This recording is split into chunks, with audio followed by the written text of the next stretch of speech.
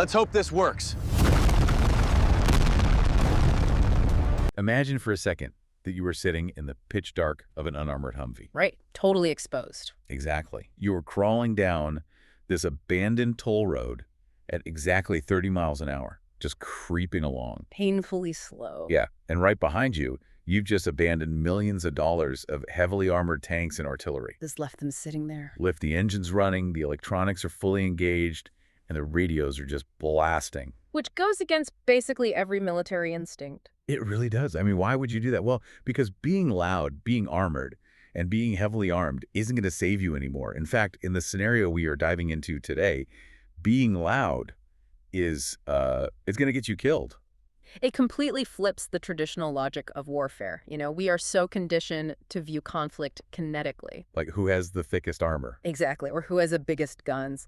But in the environment we're analyzing today, the loudest element on the field transitions instantly from being the apex predator to just an obvious glowing target. The physical battlefield almost becomes irrelevant. And that really is the crux of this incredibly intense archival document we are unpacking for you on this deep dive. It's a fascinating read. It is. So the file is titled Omens, Foretold, Chapter 12, Part 5, India. And we're specifically looking at a section labeled Aneurysmics, Shaken and Stirred. What a title, right? Yeah, seriously. Mm-hmm. But before we even get to the tactical mechanics of this, I mean, the sheer existence of this file is a massive puzzle. The timeline is definitely strange. It's totally bizarre. Yeah. The primary event in this narrative took place on April 11th, 1994. Yet if you look at the official file header, this document was only, quote, discovered or unsealed on March 2nd, 2026. Right, so a 32-year gap. And that implies far more than just some simple clerical error. Oh, for sure. It strongly suggests we're looking at a tactical event that was intentionally buried. I mean, an operation so unorthodox or maybe so revealing about our electronic vulnerabilities that someone decided it was too sensitive to see the light of day for 3 decades. It definitely reads like something that was locked in a deep, dark vault somewhere. Absolutely. So our mission for you on this deep dive is to decode what is essentially a masterclass in high-stakes survival. Yeah. We are going to look at how a military unit trapped in a literal information war traded all their massive firepower for extreme digital stealth. And they do it by combining desperate battlefield strategy with some insane on-the-fly hardware hacking. Which is where it gets really fun. Right. But to fully grasp the stakes, we really have to look at the opening moments of the document. Right, the evacuation orders. Yeah. The unit is issued an order on condition Delta. And the parameters of this evacuation are just incredibly specific. They aren't just fleeing a position. No, they're not just running away. Right, they are orchestrating a highly choreographed vanishing act. Baffling is the word I would use when I first read it. Okay. Let's unpack this. They are ordered to abandon their heavily armored APCs, armored personnel carriers, and their howitzers. The big guns. Yeah, the really big guns. And like we mentioned, they don't power them down. Yeah. They leave these massive war machines, fully operational, radios, transmitting everything. Just screaming into the void. Exactly. Then the troops pile into these unarmored Humvees. They go completely dark communicatively, and they use only primitive handheld radios. And then there's the speed limit. Oh, yeah. They're ordered to drop their convoy speed to exactly 30 miles per hour, navigating to a dilapidated toll road 2 miles south. The speed limitation is such a critical piece of the puzzle here. Really? Why 30 miles an hour? Well, think about it. 30 miles per hour doesn't scream fleeing military convoy. Yeah. In the ambient noise of a surrounding area, it mimics civilian baseline movement. Oh, wow. I didn't even think of that. Yeah, they are actively trying to blend into the background noise. Meanwhile, they have to maintain visual monitoring on airspace corridors, exits, on-ramps, and bridges until they get the all-clear to return to condition alpha. Right, they're hyper-vigilant. But I have to push back on the core logic here for a second. I understand wanting to sneak away. It's like leaving the TV blasting and the lights on in your house while you sneak out the back window to confuse a burglar. That's a great analogy. Thanks, but isn't abandoning your heavy artillery an objectively terrible idea if an enemy is approaching? I mean, normally, yes. You're walking away from the only things that can physically protect you if this enemy catches up. It defies every conventional military instinct. I totally agree. But what's fascinating here is that you have to view this through the lens of an electromagnetic spectrum, not a physical one. Okay, okay. Agility and absolute silence are suddenly infinitely more valuable to this unit than a cannon. Those fully powered, abandoned howitzers, they aren't weapons anymore. What are they then? They are massive thermal and electronic decoys. Ah. They're essentially setting up a giant glowing scarecrow. Exactly, a highly convincing one. A fully powered APC, with its radios broadcasting, creates a colossal heat signature. And a chaotic electromagnetic footprint, I'm guessing. Precisely. So to an enemy scanning from miles away, or as we'll see from beneath the surface, that cluster of abandoned vehicles looks like a heavily fortified, deeply entrenched military position. So it draws the enemy's attention. It draws their attention and their scanning equipment, buying the soldiers in those dark Humvees the vital window they need to slip away. Sneaking away physically, though, like barely crawling along in the dark, that really only solves half their problem. Right, because of where the threat is actually coming from. Exactly. To understand why they are running so desperately, we have to look at what's happening directly underneath them. The physical environment here just adds a suffocating layer of tension. It really does. So, as the unit they're referred to in the document as a Radiant Orb reaches this bypass, they get some stark updates from a character named Daemont. Right. Daemont is acting as their tactical scanner. He's basically their eyes in the digital and thermal spectrums. And Daemon detects a massive internal enemy troop buildup moving through the main underground tunnel, plus 2 branching tunnels right beneath their position. Which is terrifying on its own. But then he reports something that genuinely sent a chill down my spine. The missing bot. Yes. It's this brief exchange about a missing bot. Daemon notes that his scanners picked up 4 enemy signatures before a recent hit. But afterward, there were only 3. Now, a standard combat assessment would just assume the force unit was destroyed. Right. Like, they took a hit, 1 died. Exactly. But Daemont's scanner anomaly tells a much darker story. Because when the commander asks if it was destroyed in a direct hit, Daemon clarifies that the status is unconfirmed. There is no activity detected, but more importantly, there is absolutely 0 residual energy output. Which shouldn't be possible. Right. It didn't explode. There's no heat signature from wreckage. There's no debris field scattering on the sensors. It just vanished.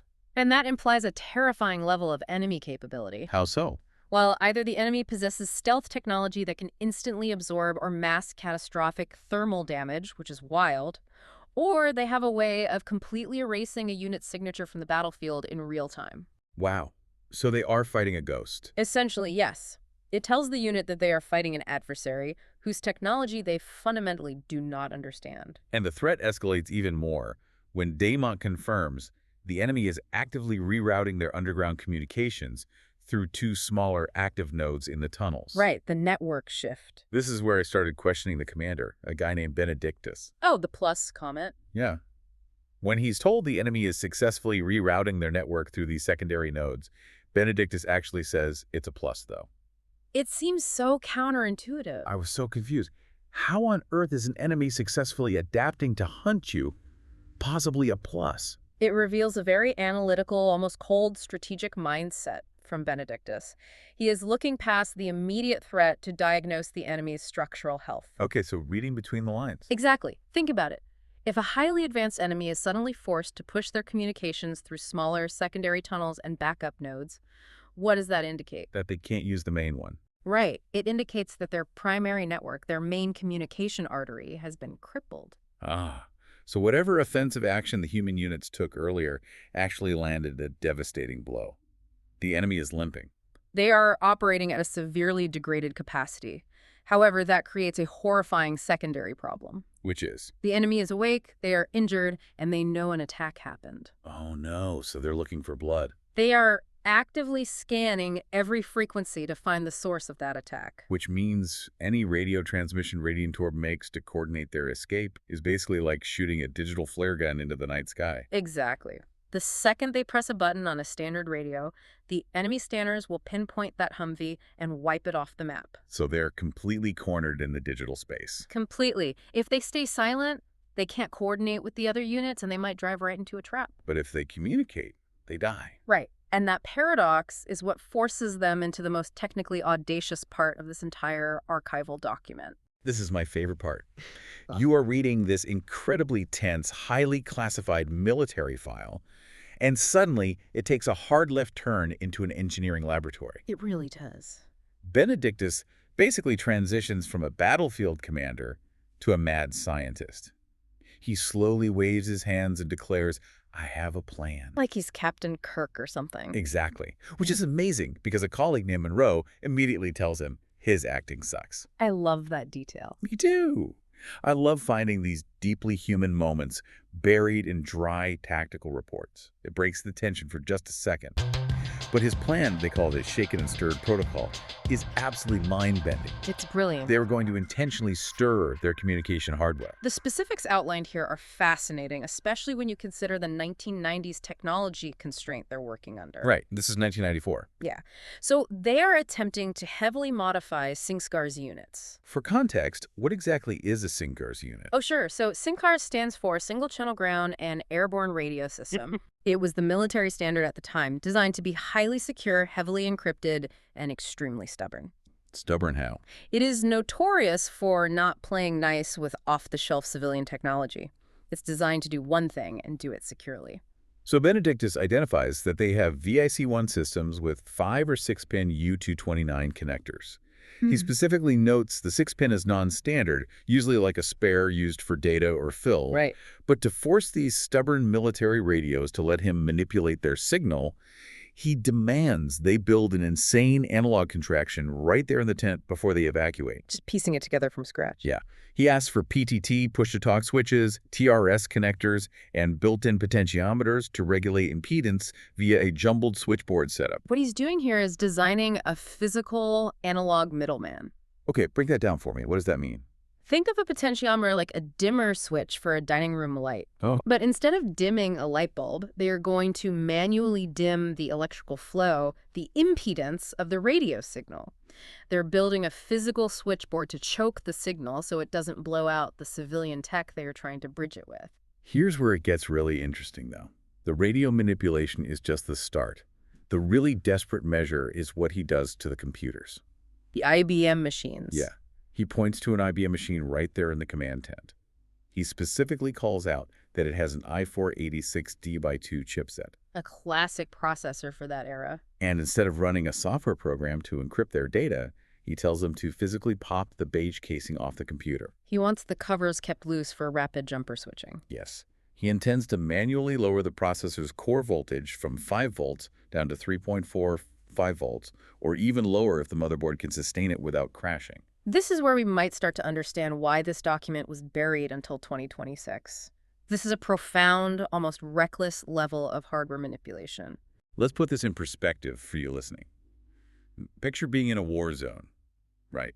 An enemy with ghost-like stealth is hunting you from beneath the ground. And your survival strategy involves pulling tiny plastic jumpers off a 1994 desktop motherboard with tweezers. Literally. To fundamentally alter how electricity flows through the silicon. I was trying to wrap my head around this. If standard radio communication is like shouting across a room, dropping the voltage is like suddenly whispering in a crowded room. That's the exact mechanical principle. You're trying to slip beneath the decibel threshold that the enemy's microphones are calibrated to hear. Exactly. In digital systems, a 1 or a 0 is determined by a specific voltage threshold. By choking the core voltage down to 3.45 volts, Benedictus is physically starving the digital signature. So the electrical pulses become incredibly faint. Right. But a whisper can still be recognized as human speech, right? So Benedictus takes it a step further. What else does he do? He demands the addition of small inline voltage regulators to prevent, quote, side leakage of information. And he wants to inject electrical noise to mask the clock frequency. The clock frequency, that's basically the heartbeat of the computer, right? Yes, every computer chip operates on a steady, measurable rhythm of electrical pulses. Sophisticated electronic warfare scanners don't just look for the content of a message, they look for the rhythm of the machine sending it. Oh, wow. I didn't realize they tracked the rhythm. Oh, yeah. So if dropping the voltage is like whispering, masking the clock frequency is like putting a loud desk fan right next to the microphone. I see. The enemy scanner might pick up a faint transmission, but because the steady hum of the IBM processor is buried in this artificial static, it doesn't look like a military radio. What does it look like? It looks like random atmospheric noise or maybe a piece of degraded, broken civilian tech. They aren't just hiding their messages, they are disguising the very hardware transmitting them. They are basically building a digital ghillie suit. A digital ghillie suit? I love that. But having a brilliant whiteboard theory about dropping voltages is pretty useless when you're about to be bouncing down an abandoned toll road in the dark. Yeah, the execution is the hard part. Benedictus needs people who can actually solder these tiny pins under fire. He needs the tech guys. And the document introduces the tactical engineering team tasked with pulling off this miracle. A commander named Jameson brings in his top communications specialists. And we get another incredible flash of humanity here, which is so funny. Their call signs are Tweaker, High Amp, and BIOS Flasher. Such classic 90s hacker names. Yes. And when Benedictus hears this, a flood of, quote, incorrect connotations hits him, and he just bursts out laughing. I mean, calling someone tweaker in the mid-90s definitely conjured an image that had nothing to do with optimizing computer motherboards. Whoa, definitely not. It's a vital psychological release valve for the commanders, just to laugh for a second. But the engineers face an impossible physical reality. Yeah, the build constraints.